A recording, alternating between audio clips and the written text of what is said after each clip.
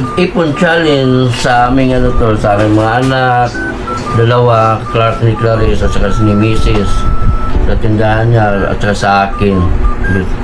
Ito, nag-umpisa po kami ito mga kapisuway pa yung mga guys is March 11, 2026. Ito na po yung inabot. Sa bawat hilira dyan is, ibilangin natin na, sa bawat hilira is 500 oh. 1, 2, 4, 6, 8, 10. Ito, ano to? 1, 200 plus 2, 4, 6, 8, 10. 400. Ito yung reveal natin kung magkano inabot sa March. 500 to ha. 500, 500, 500. Ilang hilira yan?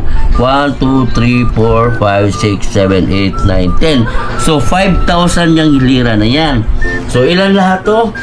1, 2, 3, 4, 5, 6, 7, 8, 9, 10, 11, 12, 13, 14, 15, 16, 17, 18, 19, 20, 21, 22 na bawat isa ito 5,000. 22 nya ito 500.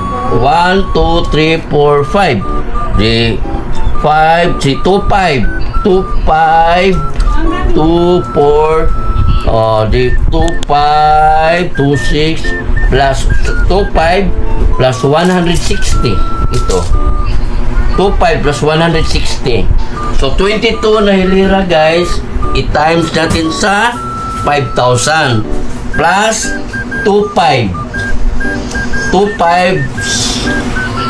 160 2660 dala nito sa 2660 ulitin ko guys ha so bawat hilira yan is 5,000 sa isang umpok is 500 so 1, 2, 3, 4, 5 bilangin po natin 1, 2, 3, 4, 5, 6, 7, 8, 9, 10, 11, 12, 13, 14, 15, 16, 17, 18, 19, 20, 21, 22 times 5,000 plus 2,660.